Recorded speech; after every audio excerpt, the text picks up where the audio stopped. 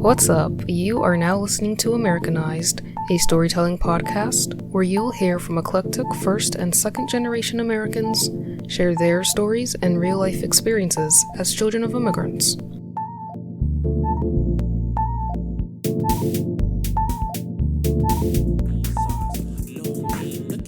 With the lip gloss. Welcome to my hot, welcome to my TED Talk. Is kissing okay or is being awkward a turn off? Slow cooker cause the date is a banger. Wanna pull a pork rib full of repressed flavor. Stack, stir.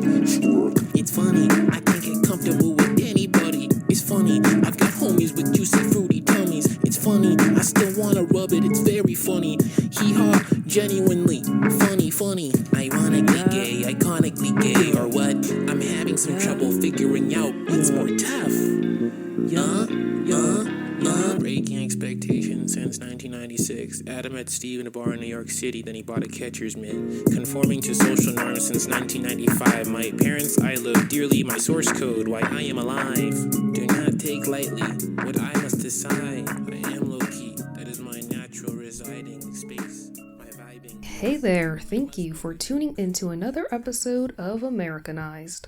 I'm your host Roslyn, and that right there that you were just listening to is Pork Pie. Pork Pie is a new song that my homie Mike recently put out, in addition to 20 other songs on his new album Emancipation. He is a vocalist, songwriter, multi-instrumentalist, and composer based in the Western Massachusetts area.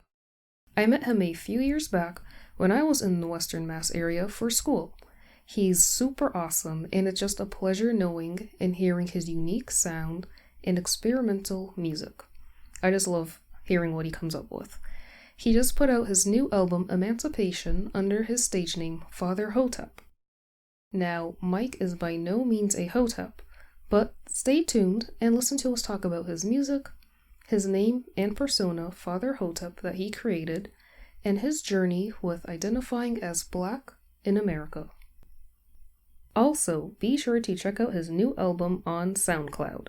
Just type in Father Hotep and you're there. Is a banger like a pork rib roast full of repressed flavor. Stack, stir.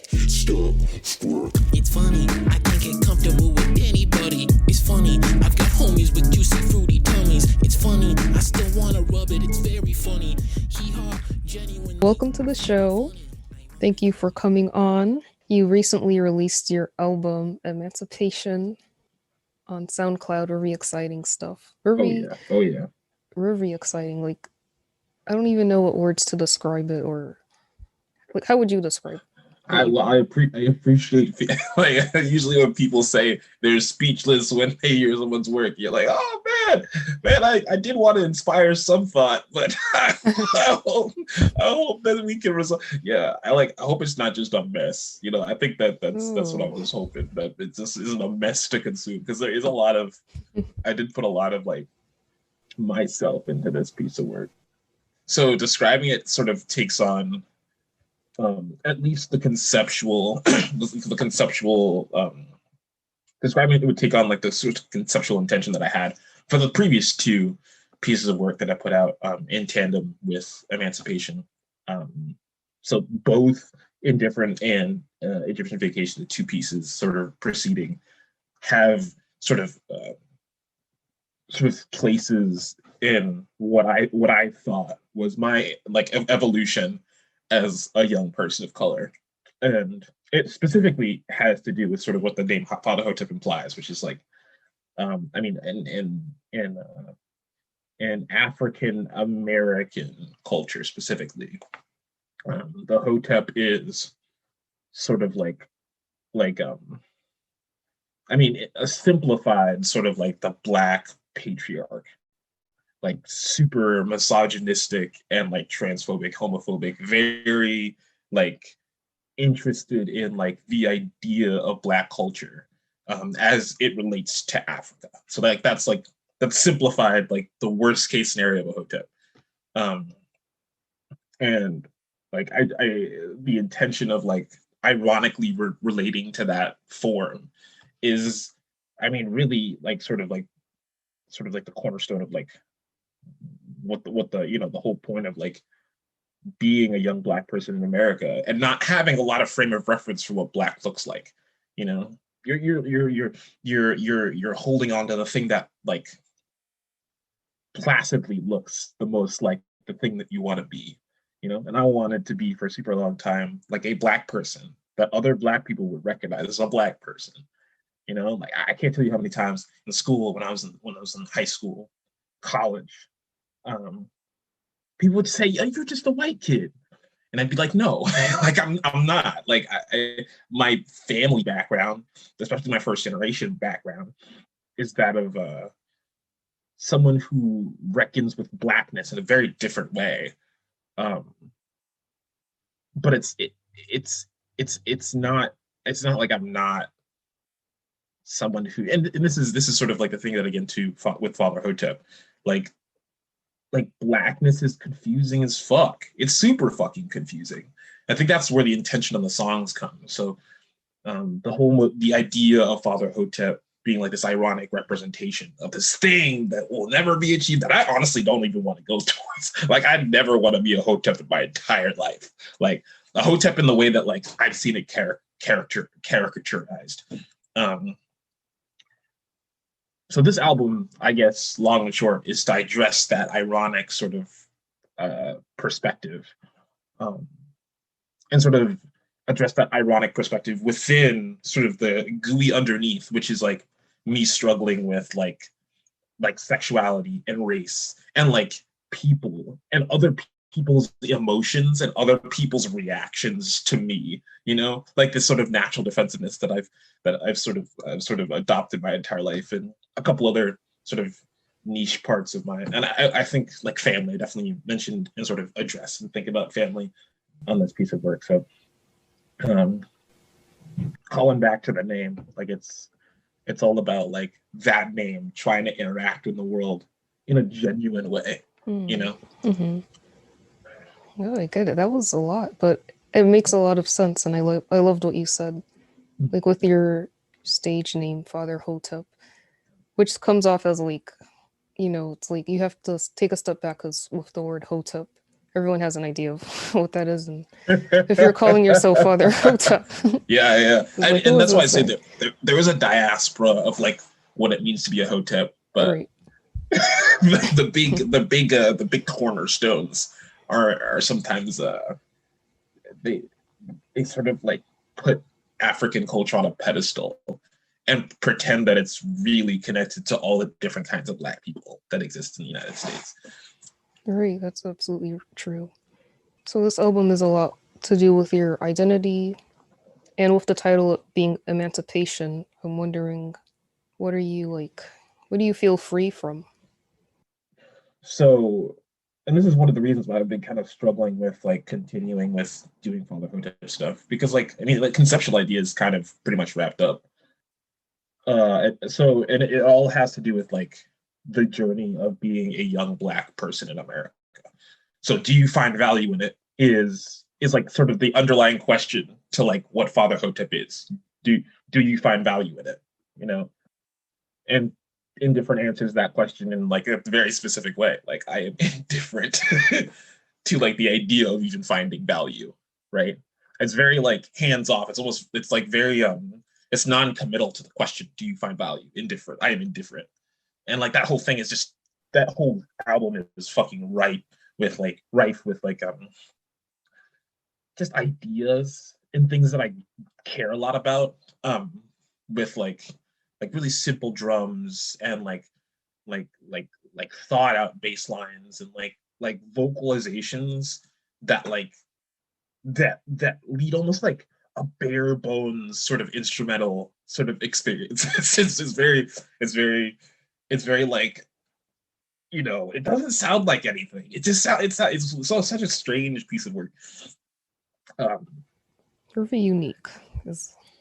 No, thanks, I appreciate it. But sort of after that, Egyptian Vacation was sort of like my delve into. So I'm still taking a step back, and this is sort of like the entire sort of series. Like I'm trying to take a step back, but like I think Egyptian Vacation is, I'm trying to be as close to the idea, because like obviously like Hotep is like an Egyptian phrase for to be at peace, and it's sort of like used to sort of characterize the connection with like the kings and queens of Egypt, of the African continent, the greatest civilization, right? So Egyptian Vacation, taking a break to be in this space, right? That like, I guess, and like the whole motif for that album was like, people are leaving me voice messages, but I'm not there. I'm like, I mean, the idea is I'm like in Egypt, or I'm exploring myself, you know? So Indifferent Egyptian Vacation is actually supposed to be like, I didn't care or give a shit, and now I'm trying to give a shit in the most not give a shit way that I could possibly do it, which is, you know, it's all contradiction. That's all. It's just to paint a stupider picture. But Emancipation, it kind of follows a lot of the themes of Indifferent, which is after taking no shits, giving no shits, and realizing that might not be the best way. Emancipation is like sort of a epilogue, finding that like found like what Blackness is. It tries to discuss that what Blackness isn't. It's not paying attention, right? And it's not deciding that I am what people say that I am, right? It's like figuring out what your history like, what complements your history, who you are in terms of that, who you've become, and then the political associations. So like solidarity becomes more meaningful. Like that's Blackness. That's to me, that's what I have. Those are the vectors. That's not what Blackness is, okay? But like it is the vectors that I have to, that was my emancipation. It's like, it wasn't letting go, and it wasn't gripping with all my fucking might. It was like deciding how to, for the sake of other people, like employ this term and be a part of this movement, while not fooling myself into thinking that I'm from Africa. You know, like it's not because I'm not. You know, like I've got a really rich heritage in Trinidad, first generation United States, and I own that. But there's a good chance that I'm never gonna know what part of Africa like my family is from, you know, or how that's like, you know, relevant to my life. But I guess the point is that like the connection won't be there, you know, the connection won't be there in the kind of significant way that it already exists for me being me, my family in Trinidad. I guess what I'm saying. Oh, that makes a lot of sense. The way you like it's a piece of art. It's all planned out. You had a whole purpose going. It's not like just separate albums in its own entity. It's like your life journey with identity and grappling with that, and how you they're meant to go together. Yeah right. So that makes a lot of sense now. Like yeah. like knowing that kind of changes the perspective on the whole piece. I think I realized that like it was only going to be 3 albums, like when I was like halfway through I think I had like an idea of it and when I was making like Indifferent, but I was kind of just making songs too, like I didn't really care. And then like I was like, oh wait, like I could create a piece of work. I'm like midway through Egyptian Vacation, and I think like I think it rounded itself out once I figured that like I was gonna be real picky about what went on Emancipation. Like I was gonna try my best to finish it in a year, and then like be picky about like how I put this stuff together. Yeah. That hoe was mixing choices. Like it could have been better mixed. I could have brought it to somebody. It probably sounded a lot better. But you had a lot of awesome features on there. Just like the producers and the features. Like what went into that process? How did that happen? How did you make it happen? I wanted. So it was like 2 parts. I wanted to work with people that I was excited to work with. So I worked with your brother. Let's get that out. I worked with your brother on one of the tracks. I think I wanted to work with people that I was excited / interested in working with.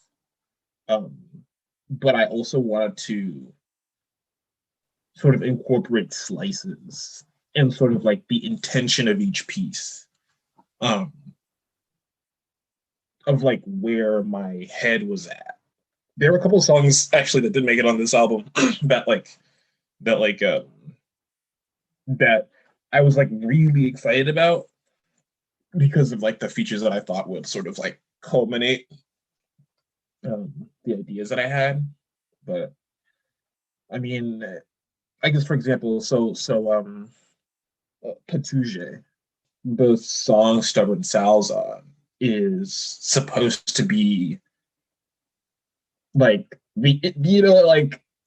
like rappers that have like tattoos on their face, you know? Oh yeah. So that's the whole aesthetic, you know? Okay. Like yeah, do I have to have, and this is actually my friend Davis, rest in peace. He actually died during COVID this past year. Oh, sorry to hear that. But he used to give me such shit. He was a talented writer. But he used to give me such shit about like, cause I'm not tiny, but like he was like 6 foot, like 3 or 4. Like he's like a tall dude, and he's like beautiful. Like this is the most beautiful like black man that like I have ever seen in person. And he has tattoos like all over his body as part of like a hip hop collective in the area. And I remember talking to him once, and it was like, you gotta have tattoos on your face, man. If you just get some tattoos on your face, like, bro, like it'll work for you. It'll work out for you. And I was like, do I have to? Is that something that I need to do? And I think his whole vibe is, I think his whole vibe was doing the most. I don't think he got like tattoos to be around. I think like those came and he was like, I already rap, so it's like fine. But like, yeah, I feel like his vibe was a vibe that I was like, oh man, I wish I could have that. Like he's like my Ken doll, you know. Not, that's kind of like weird, but like you know, like we look up to these like we're like, oh, this is like the perfect form of this particular form of art. Like I was like, if I could just look like that. And I think like that was part of like that sort of like Hotep mentality, like that like sort of patriarchal like mentality. Like nigga was doing his own thing. Nigga was doing it well, and he was doing his own thing.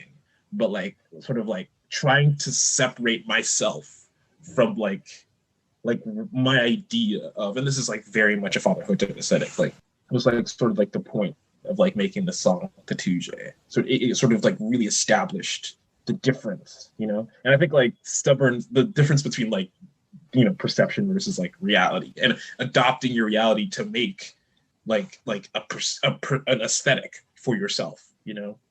And I thought Stubborn Soul was a good pick because, I mean, of the solo hip hop artists I'm aware of that I like am connected to, yeah, I mean his sort of upbringing definitely mirrors mine, and he's decent at what he does. I thought it was an appropriate pick. I thought it was just an appropriate pick. Also, you introduced me to him, and I was like, that could be freaking cool. Money's not what we missing. Where's you aiming? Look at the metal we flipping.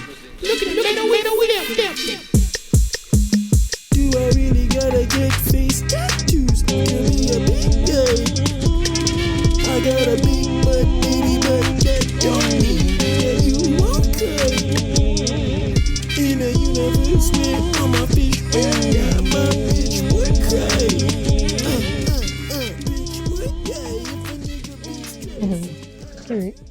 But it's like that pretty much all over the album.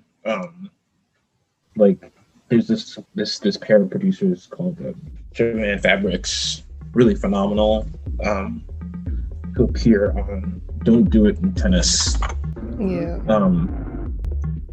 And it's the latter part of the album, and it's like sort of where like the electronic like parts sort of meet like just my voice, just in like just that's the stuff that like that's the and this is I think it was like this is weird for some people to like hear like that much like just vague electronic music on like what started off as like a hip hop album, but like I in my brain, those are the things that are really connected to close together, which just sucks. I'm sorry everyone who had to hear that, but like this is where I'm at, you know. That's the stuff that I enjoy.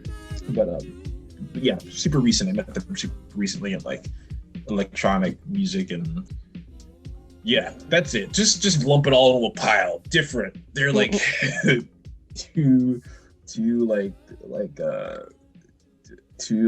you know, just white people queer from this area in like the world, and I was like, they're also really phenomenal, and like I love their music, and like I was like, this is the aesthetic, this is the confluence of aesthetic that this electronic music sort of like puts in people's hearts and minds. So I really need these people. It just made a lot of sense.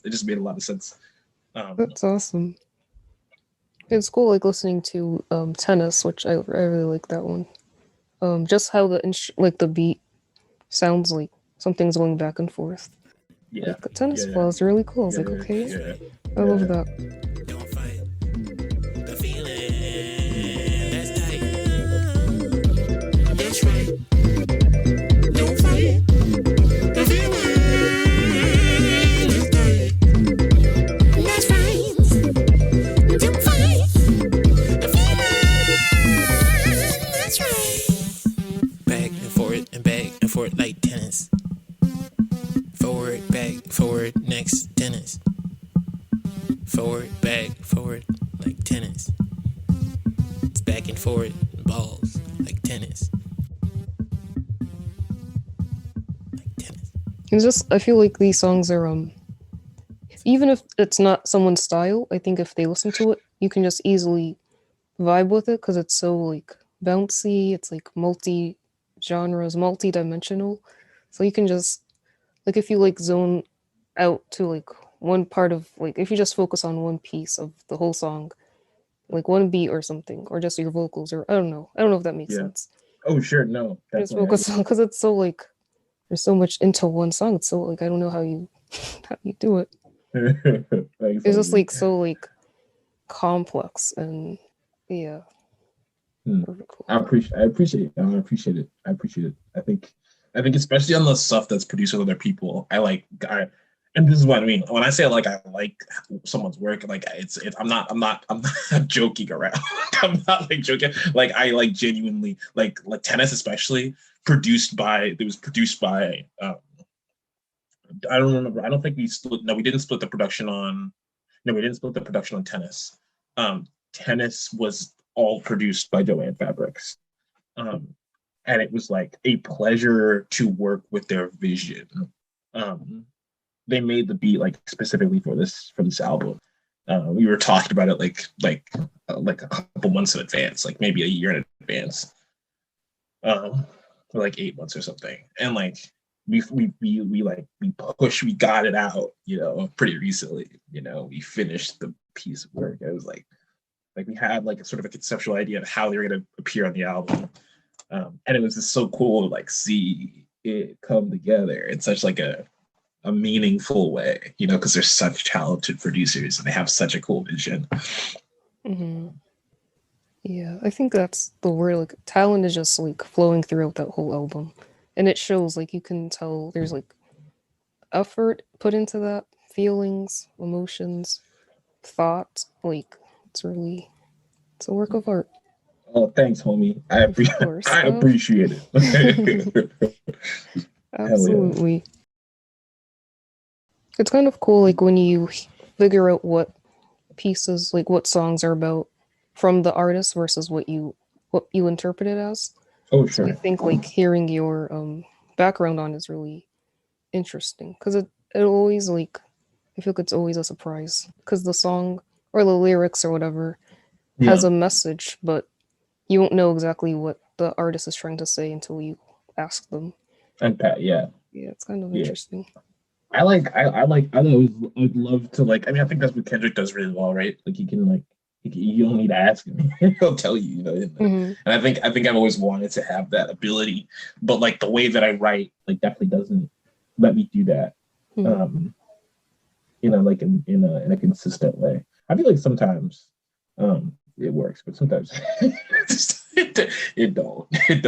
I just pick a metaphor and I write through it. And I just like, all right, like I guess this isn't gonna come to a head until someone asks you about it. So That's funny. I like Emancipation too. I like the line from that song that really stuck with me is easy to be a monster when it's not your dream. yeah. Oh boy. And, like, Oh that can boy. mean so many things for Yeah. so Oh many shit. people. I mean, that was one particular thing, for me. But I love that metaphor.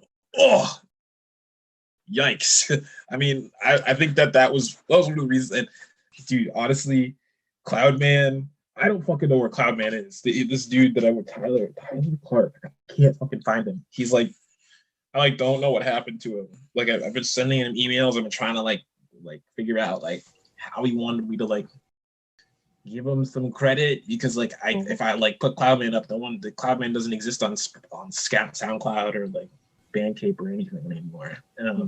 He like deleted his Facebook, like, but it's I think that song sort of characterizes what I wanted this album to be. Yeah. I mean, for me, those lyrics were how often. I mean, and I mean, at in some ways, right? It was like how we demonize white people. But I mean, it's not like we demonize white people, so white people must be like fine and okay. Like, I'm just saying it's super easy to be a monster when like it's not your way of looking at the world. It's not the words you're using, you know? If you're not used to the way this other person is using these stupid words, like they're using them in a stupid way, but like, I mean, this is like, it's a call for patience. As well as, I mean, honestly, straight up, I wrote those words and I was like, it'll fit in all these other contexts, but I wrote those words with like specifically thinking about what would literally happen, like that full verse before, which is like getting steamrolled or feeling like I was getting steamrolled by people that I cared about, in a very specific scenario, where I just didn't feel like anyone like gave a shit about me anymore. That was like just a personal scenario, but like yeah, that those words came out because I was like, I feel like a fucking monster right now. And then I like got this sort of meta perspective that I think I used, and I think it worked for what the song was trying to put out. Wow. There's so many different like ways to perceive that every line. Like I thought of it as like, say I have my own dream and someone who's like trying to shut me down.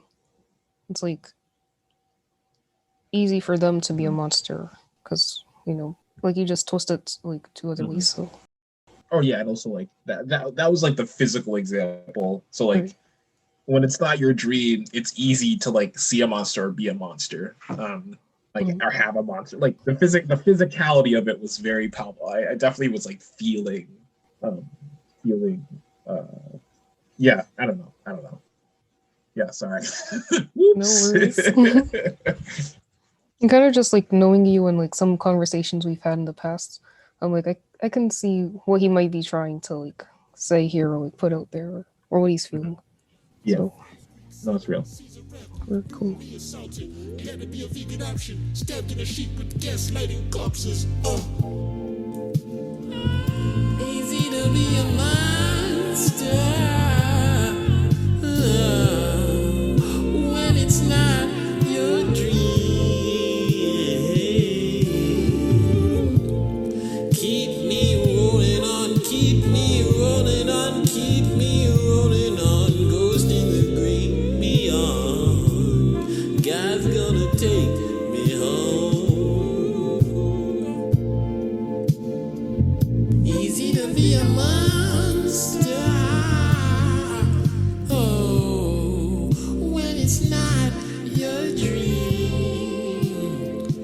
Ooh, keep me rolling on, keep me rolling on, keep me rolling on, ghosting the great. So like how did your upbringing shape your musical talent and musical experience?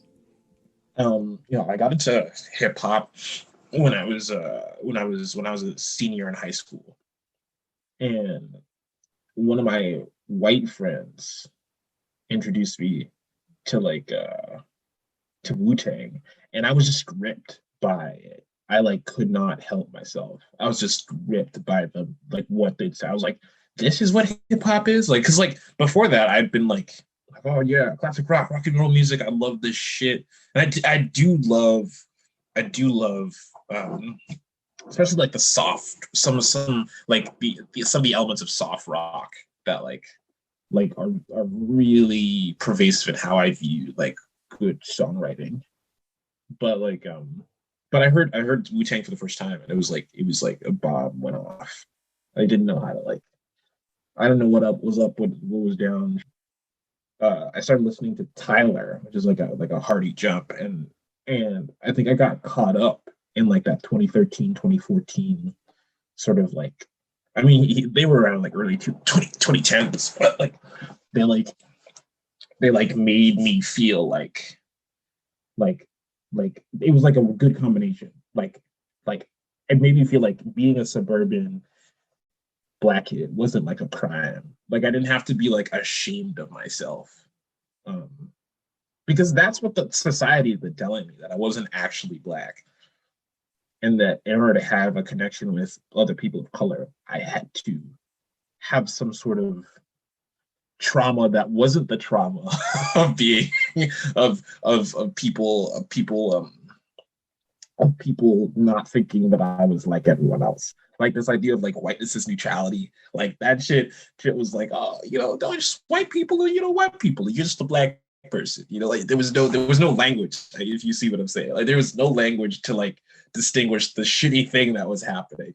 Yeah, it's tough growing up Black in the suburbs.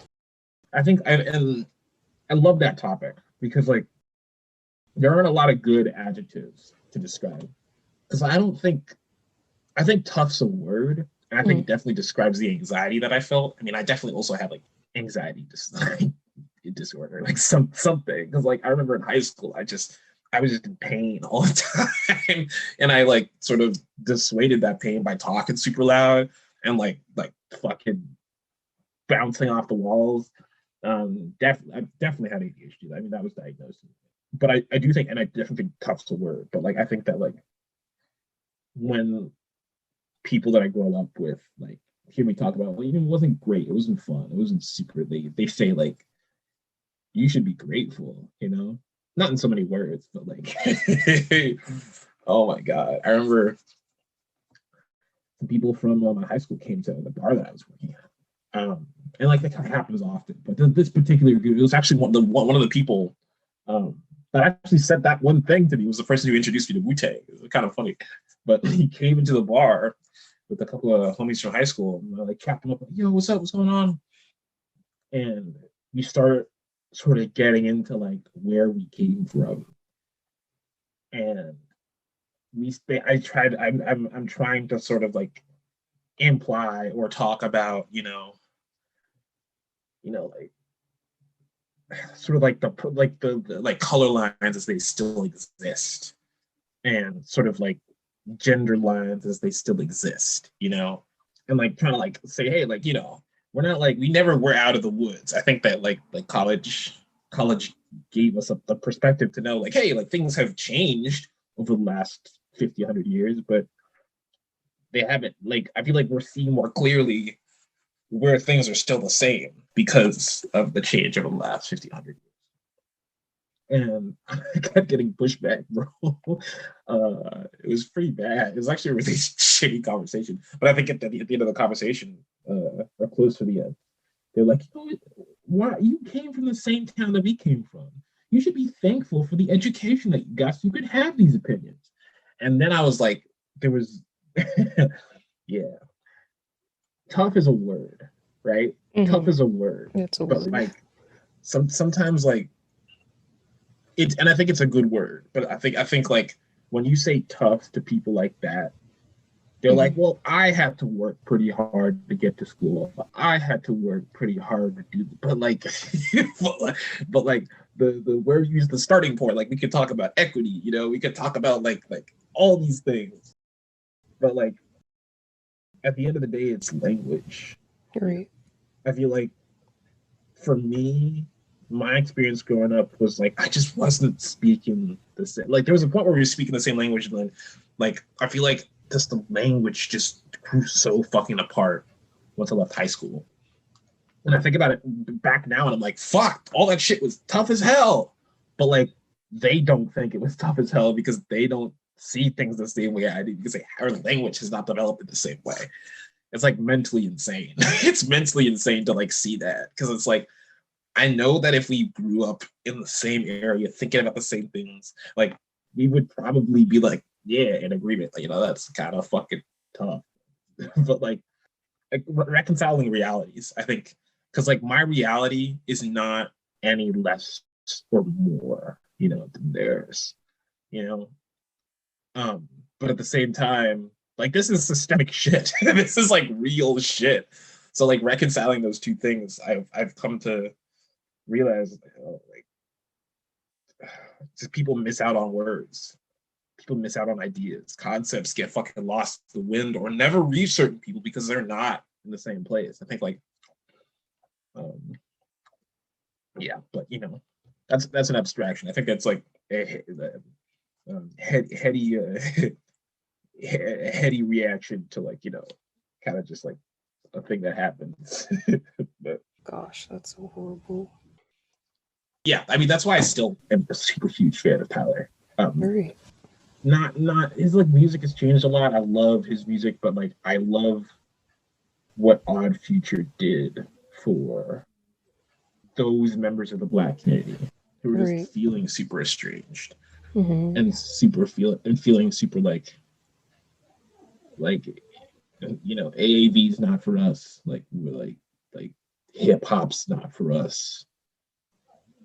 The best we got is like R&B, you know, and maybe even R&B is kind of like if you know.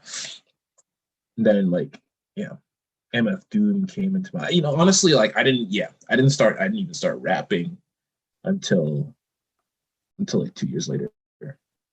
But I think like because I think I found my flow like around the time that I met you. So it was like, what was it, 2016, 2017? 2017, yeah. So about that I like found. But yeah. I think, yeah, it was all a matter of, I think it's just a lot of white people in my life that did shit. And I was like, wait a second, this is music from people that look like me. Because I was just not around. And then like I had specific friends who are like people of color who like sort of like hunkered with me and were like, okay, this is the shit that I'm listening to. This is the shit that I'm interested in. And I sort of got that perspective. I think when I was at Stick, I had like my most significant, because they're basically no white people. It's like, it's kind of sick. Like I don't have to try to find comrades that are people of color. I think that's where I had the most musical growth. Honestly, that's where I found my voices in like a,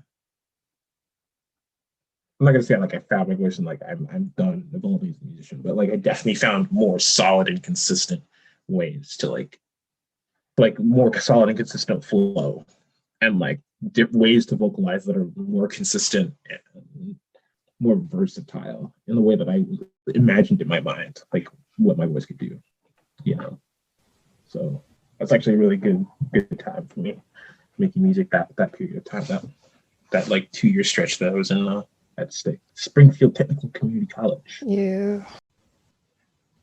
So when you did start at Stick and you were finding your voices or getting into the music, did you have an idea of what you wanted to put out and how far you would go with that? What was your vision, if you had? I had a vision. I think it sort of expanded over time, and I think it's become very fixed recently. But I think at that time I was sort of I just want to sound like a whinier MF Doom, like Kendrick flow, right? It was very like artist specific. Kendrick flow, whiny MF Doom, like. But I also want to have this like trueness to like my speaking voice. That was like, and I was always thinking about that. Like, okay, how do I like balance these things? Find beats that are appropriate for that. And it was very hip hop centric. But I think I like naturally was getting pulled in the direction of like what I love to do with my voice, which is like sing in fourths. Fuck, I love singing in fourths. I love it. It creates like anxiety in people. And like having it not that I want to create anxiety in people, but it creates that anxiety, like that tension. And like that seems like unwarranted anywhere else. It's incredible. It's incredible to like hear, especially like now I've gotten into just like octaving fourths, and I'll just sort of like create like, instead of like doing a melody or doing like a harmony in a fourth, I'll like do like a melody that is supported by a fourth, and like just some shit to like sort of give them more force and power as a unison track. You said singing in fourths or force? Fourths, like fourths. Like so that's 1, 3, 5.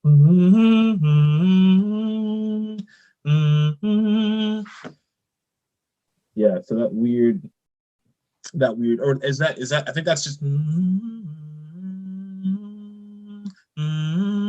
that, I think that's the fourth. I think what I was just singing was like I'm doing it by ear. So like, but there is like, it's like minor and minor. Yeah, it is a fourth. Yeah, because it's just up. Yeah. So it's the minor. So basically the minor third, or like the middle note, right? So the middle note for like that makes a major or minor becomes like this dissonant sort of distance, but minor and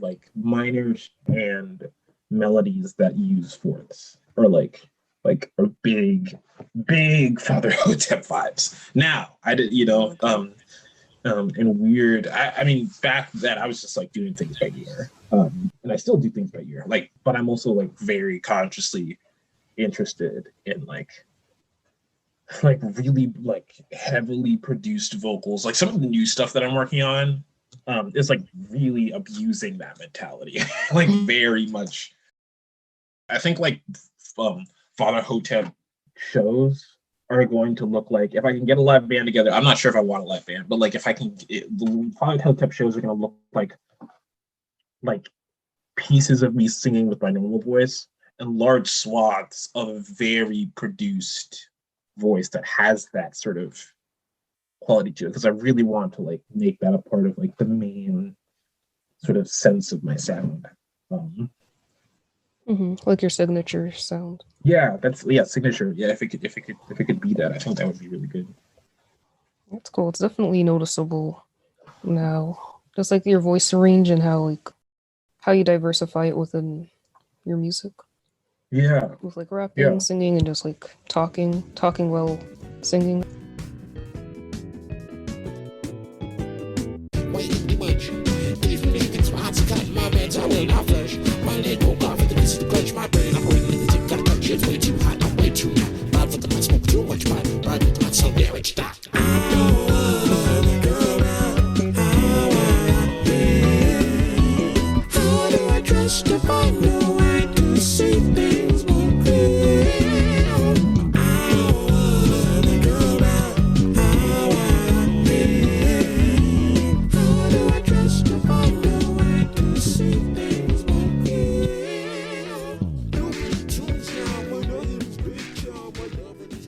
You said Wu-Tang and Tyler were some great inspirations for you. Are there any others?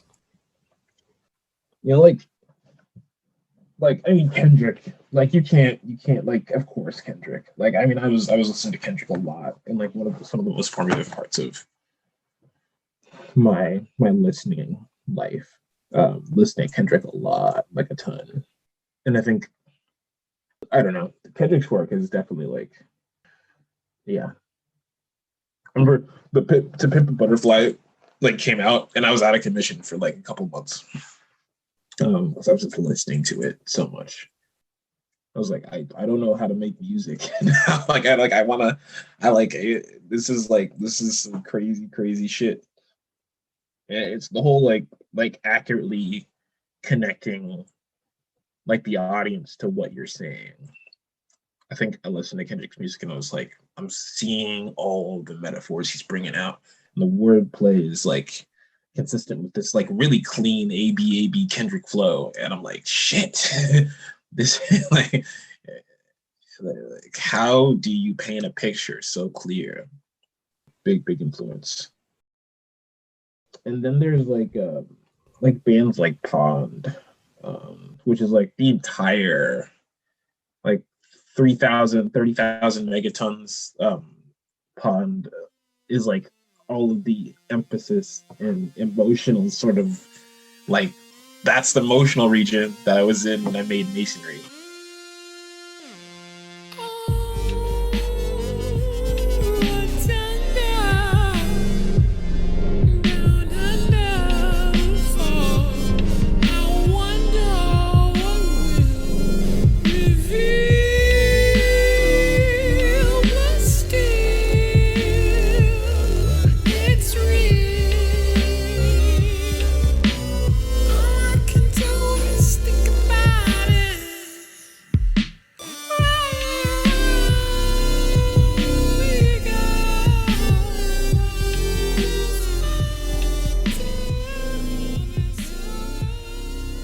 Lorne is like a big influence, like electronic wise, like textures and drums and stuff. One of the big reasons my drums kind of like sound like they're like getting pushed through gravel is because of like Lorne, Lorne's sort of like beautiful soundscapes. Like if I'm ever like just trying to chill, or I feel like good enough in my life where like I don't have to do anything.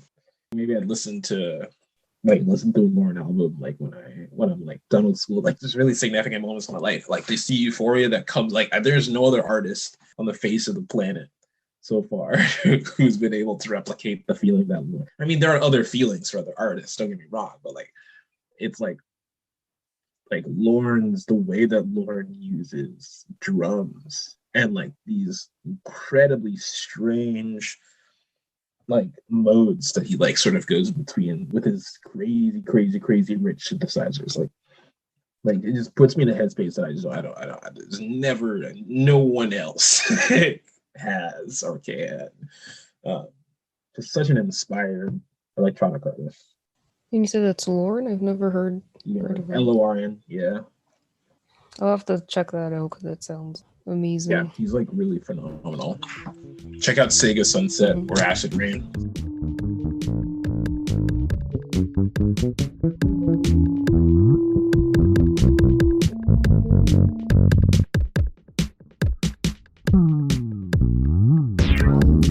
Wide open, leave your heart at the door.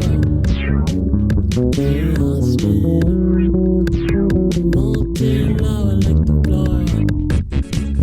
Don't take your badass to the local marketplace. I'm a little fast creep.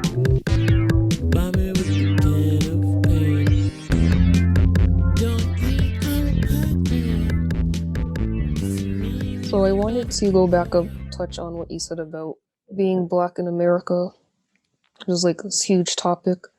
So like when did you start like thinking deeply about that and what that means for you?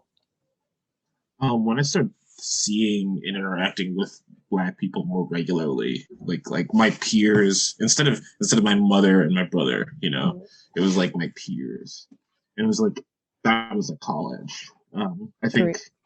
I was sort of brought into the idea, and it wasn't until like really recently, like I honestly, when I came to UMass and I was here for like a year, Mhm. that I was able to like really. It was like really late Like I think I'd been like, and then I started seeing all this shit before that like bothered me, but I didn't know why. Wow. I mean, I think, and I had all these stories that were super similar to like why do you want to fucking touch my hair? I don't want you to tell me my hair feels like a sheep. I don't want you to talk to me about like how you were almost the same color because you're tan. Like, I don't want to talk about these things. Like like there's just all these like tiny little tropes that I started like seeing in my peers that were just like fuck. Like so I mean in that sense I feel like I'm pretty underdeveloped. Like I that was part of like the reason why I was like I need to like make Father Hotep, because it was like a way for me to identify with sort of growing up and being such a sort of like white liberal area. And white conservative. I mean, I've swung both extremes pretty hard. Right. So you're like the token black kid growing up, and then that the thoughts of that while you're in college, kind of like the birth of Father Hotep happened. Was to sort of unpack it, and sort of realize like what me where I'm at right now sort of has become and is, because I can't just like separate myself. I can't just like that's like the Hotep way, just to like insulate yourself from what's going on around you for the sake of an imagined idea of yourself. And like I think I mentioned, I don't know, I think this is really critical to like it's I mean, that was what Indifferent and sort of Egyptian Vacation were supposed to sort of represent. Like, I don't want to be here. I don't want to be here. Like, there's just two different ways of I don't want to be here.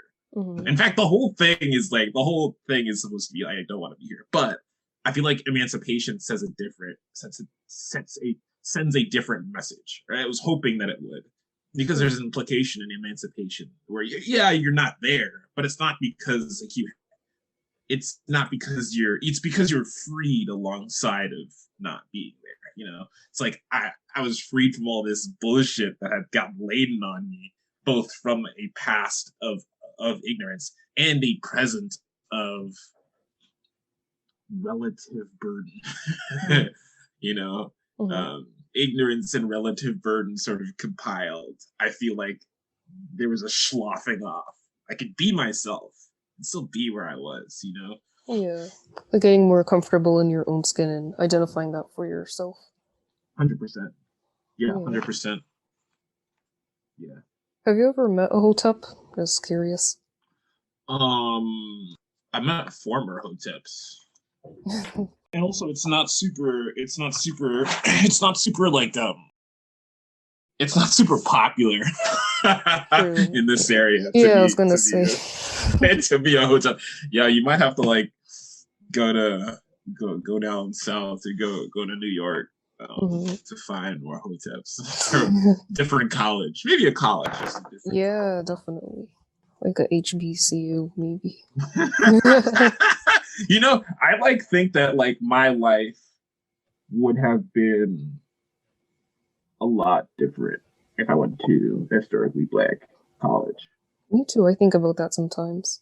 Yeah, and I don't know how, but I think my life would be a lot different. Probably better. Yeah, it's like that would be super interesting because there's. Not saying that all black people go there, like there's no white people at those schools, but they're the majority, and like it would just be so diverse within the black culture. Yeah, types of black people. Right. I feel like that's something that I've always wanted. Because I've felt so. It's hard to describe feeling like so like out by yourself. Like, cause like I'm not, I have friends that I care about, that I live around and live around me. But like, I also just, there's this invisible thread that I like, it's always there. I like always feel it, and it's like always like it's like an insecurity, and I think like I don't know how to fucking, because it sounds so fucking stupid. It sounds so fucking stupid. Like, why would you feel alone if you're not by yourself and you're not lonely? You know, like why would you feel alone? It's like it's dumb paradoxical. I feel like I think that this is like my mom not being, because she's stuck in Trinidad right now. She went during. Yeah, she went to during COVID, like right before the border closed, like literally a day after she left, the border closed. So she's been there for like a while. Yeah, about a year. Wow. Yeah. But I feel like her absence has sort of made tangible, like I think the feeling that I have, like of feeling like away. You know, like I feel like my mom's like a sense of grounding. Mm-hmm. Does that make sense? Like this parallel between like my mom being away, and me, I guess me not being here. You know, not being grounded. Like a personal feeling of not being grounded that I felt my entire life because of not having like Black people around, or feel like an excess of people that like do not have my background, or don't see the world in the same way, or don't have the same experience. Absolutely. And like sort of my mom exists that grounding. Yeah. I feel like I think I understand what you're saying. I can see it like in different ways. But like overall with your first generation background and mine and like everybody, I think we can all understand what you're saying, or like we've all experienced that. Regardless of how many people are around us, there's that feeling of feeling alone. Yeah. And I guess like knowing that your mom is back home in Trinidad could feel like a part of you or your identity is away from you, or like there's a lack of grounding. Yeah. I remember a past conversation we had where you brought up the notion of big B and little b. And that was the first time I've heard that idea. But I think it explains a lot of like thoughts that I've had. Can you explain that here and like talk about how you relate or don't relate to it? Sure. So Big B is like American Black, so African American. So like that's people that should be getting reparations if reparations start going around. You know what I mean? People who've been here for generations, and sort of their history and their sort of like their destiny, if you will, and the destinies that this country has sort of put on them has sort of been characterized by the fact that they've been here for such a long time. And little b, I see as just people that are like, and so this goes back to the political term. People who come here who look dark, but are from other countries. Like they might come from Africa, they might not. You know, they might just they or their family might have heavy lineage. Like their family might have gone from Africa straight down to the Caribbean and straight into America. But like you might have people who have like a lot more lineage coming from like a European country, or like a country in Asia, or like even like might be like native and like just have like a really be really dark and like be associated with, and they sort of take on by extension being in the United States, because nobody knows or cares to tell you the difference between being a first generation person or being from the United States. You know, like nobody cares to tell that, so that everyone's just says, okay, you're Black, you know. And with that sort of association, you take on what I call like lowercase b, which is like, it's not like any less, right? But it is sort of, it's like the characterization of African American takes precedent, and the characterization of being a Black person sort of takes on a new understanding, new connotation. and that's sort of just how I like arrange Blackness in my mind. Outside of understanding it, it's like it's a political term, a useful one that needs to be employed to like talk about racial inequality, you know, but it's multifaceted. And I don't think that like breaks it all down. But for me, that's a lot of what I use, like snap judgments, like sort of thinking about this stuff. I like it a lot. It's a good distinction, and it's like simple too. Yeah. It's crazy. And you're right, like nobody cares, even within the Black community. I feel like if you, or at least in my experience, I feel like there's more emphasis on that as Black with little b. Like big Blacks. It's kind of like a weird, it's kind of like a weird, funny. But it's like, I hear what you're saying. And I don't think that like, I think that I'm saying nobody cares, but like, I think that people, I mean, at least I do think other Black people, at very least, I think other Black people care. I think that but I do think that for the sake of solidarity, like making distinctions is, I mean, like we talk all the time about like how Black people shouldn't be a monolith, like how it sucks to be considered a monolith, and how we don't want that shit for like people who like are super like multicultural, multifaceted. Right. But in this space, right, where you have so many shitty things happening to people because like there's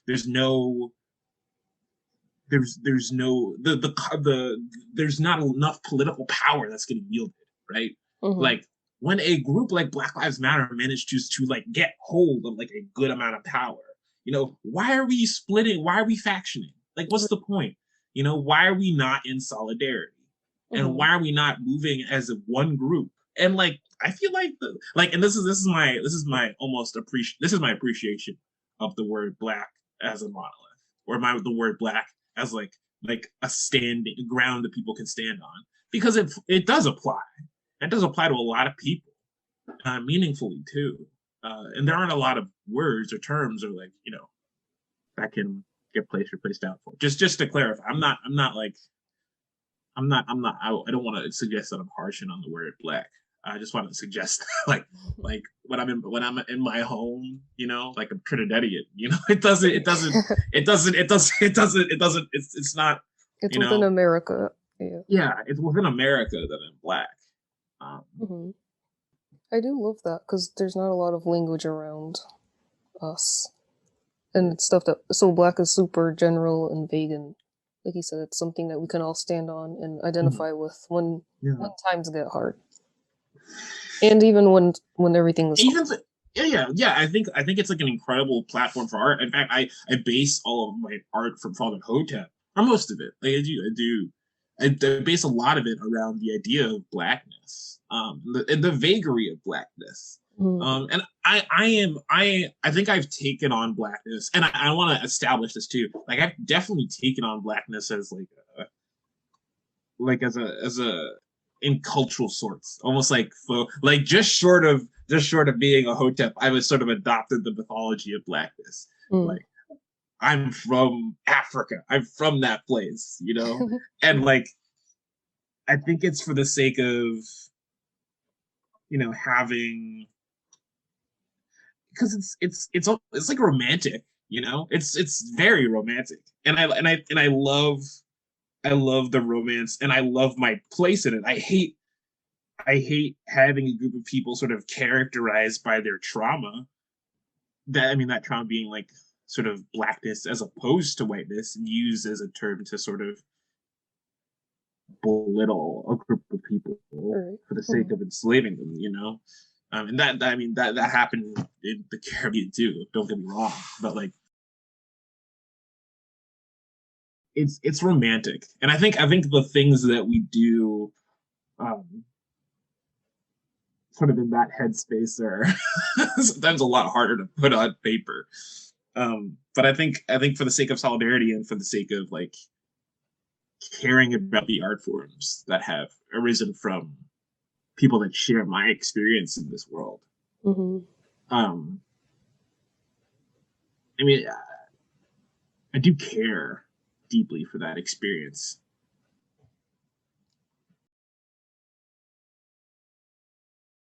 So, like, what are your steps moving forward with Father Hotep, or just in general? Like, what are you up, Mike? What are you doing? I'm trying to like not make stuff for Father Hotep right now, and focus on other stuff that I'm super excited about. I might do like features. I have like a couple things that I'd lined up beforehand, like in the way of features for stuff where I would be appearing as Father Hotep. I'm really trying to like wean myself off of that idea, give myself some time away from it, so I can like make pop music. And so I can make hip hop without the burden of it like conforming to this vision that I had. And so it can just sound different, and so I don't feel like, I mean, not to say that there isn't like a ton of stuff that like swings the gamut of sounding like a bunch of different shit on this album, but there is a mentality that I am excited to step into, that isn't bogged down by the idea of Father Hotep. That's great. That sounds like really exciting. Yeah, I am really excited. Yeah, stepping away from. Yeah, it's like you did what you accomplished, what you set out to do, and now, the wings are out. Do something different. Yeah, do something different. Do something different. I'm excited. I'm working on an electronic project with my homie, Pioneer Valley Co-op. Oh man, I'm so excited. He's such a talented producer. Oh my god, I love remixing his stuff. It's like we're two. It's like two writers passing a piece of work back and forth, editing it, and changing things and adding things. It's great. I'm super excited. Looking forward to it. Well, that's all I had. Thanks for taking the time. I'm super stoked I got to chat with you. Not. I feel like I've been. Thank you for giving me the excuse to talk about this art. Oh no, of course. Because I didn't know how I was gonna get it out in a meaningful way. Thank you. You're welcome. I'm glad we did this, because it really does. I just like see the album and all of your work in a different, like with a different set of eyes. Hell yeah. So it was super hopeful. I'm glad we did this. Heck yeah. Thank you. Thank you again. Thank you for being on the show. Hell yeah. Cool. It's nice talking with you. Soon.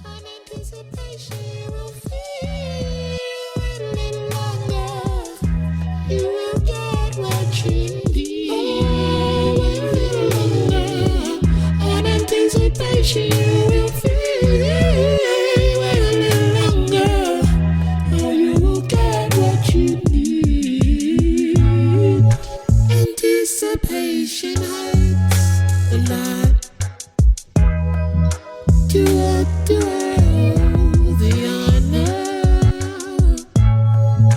to carry all the baggage that we got in the form of a bag of dirt. You got to leave. It is your way. I wanted to go, but I had to stay. Have to, need to, got to, should, want to, could.